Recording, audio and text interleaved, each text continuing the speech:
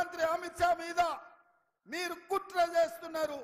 మీరు కుతంత్రాలతోని 70 ఏళ్ల నుంచి మేము ఇచ్చిన రిజర్వేషన్లను రద్దు చేయాలనుకుంటారు. అందుకే కేంద్ర ప్రభుత్వంలో 30 లక్షల ప్రభుత్వ ఉద్యోగాలు ఖాళీలున్నా వాటిని భర్తీ చేయకుండా పక్కన పెట్టిండ్రు. ఎస్సీ ఎస్టీ పిల్లలకు చదువుకున్న వాళ్ళకు అన్యాయం చేస్తుండ్రు.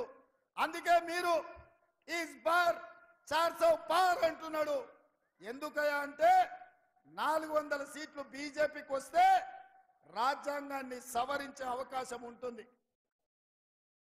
3/2 వంతుల మెజారిటీ బీజేపీకి వస్తే ఎట్లయితే 370 ఆర్టికల్, ట్రిపుల్ తలాక్, సిటిజన్ అమెండ్మెంట్ యాక్ట్, అదే విధంగా యూనిఫామ్ సివిల్ కోడ్, నోట్ల రద్దు, జీఎస్టీ, రైతు వ్యతిరేక నల్ల చట్టాలు ఎట్లయితే పార్లమెంటులో ఆమోదించిండ్రో ఈ ఎన్నికలు జరిగిన ఎంబడే బీజేపీ ఒకవేళ ప్రభుత్వంలోకి వస్తే ఎస్సీ ఎస్టీ బీసీ రిజర్వేషన్లు రద్దయితాయి. మిత్రులారా, ఇవాళ మండల్ కమిషన్ ఇచ్చిన నివేదిక ప్రకారం బీసీ జనాభాను లెక్క కట్టండి, 27% నుంచి బీసీ రిజర్వేషన్లు పెంచండి అని సుప్రీంకోర్టు ఆదేశాలు ఇచ్చింది.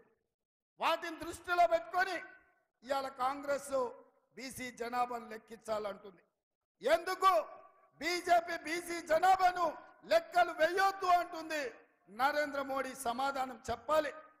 నరేంద్ర మోడీ గారు ఇవాళ రేపో మన గడ్డ మీద కాలు పెడుతుండు. నరేంద్ర మోడీ ప్రధానమంత్రిగా భారతీయ జనతా పార్టీ రాజకీయ పార్టీగా ఎందుకు ఎస్సీ ఎస్టీ బీసీ రిజర్వేషన్లు రద్దు చేయాలనుకుంటున్నారు? ఈ దేశంలో మూలవాసులు వాళ్ళు. ఈ దేశం ఉన్నది, ఈ గడ్డ మీద పుట్టింది, ఈ గడ్డ మీద పెరిగింది. మూలవాసులైన దళితులు, గిరిజనులు, బలైన వర్గాల రిజర్వేషన్లను రద్దు చేసే హక్కు మీకెవరిచ్చిందని నేను అడుగుతున్నా. అందుకే మిత్రులారా, బీజేపీ గెలిస్తే మన రిజర్వేషన్లు రద్దు అవుతాయి.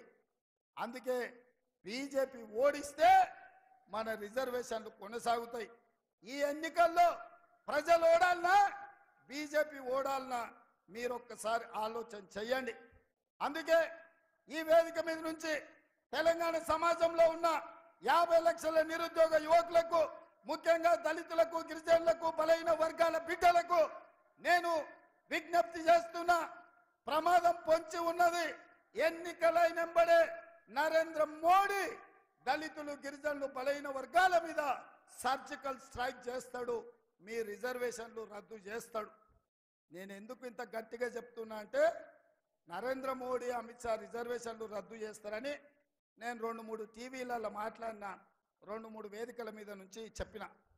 ఎంబడే ఢిల్లీ నుంచి పోలీసులు వచ్చారు. నేను అడుగుతున్నా, నేను చెప్పదలుచుకున్నా, అయ్యా నరేంద్ర మోడీ, అమిత్ షా గారు, జేపీ నడ్డా, కిషన్ రెడ్డి గారు, బండి సంజయ్, ధర్మపురి అరవింద్ గారు, మీరు గుర్తుపెట్టుకోండి, 10 సంవత్సరాలు చంద్రశేఖర్ రావు ఇదే విధంగా ఏసీబీ అనో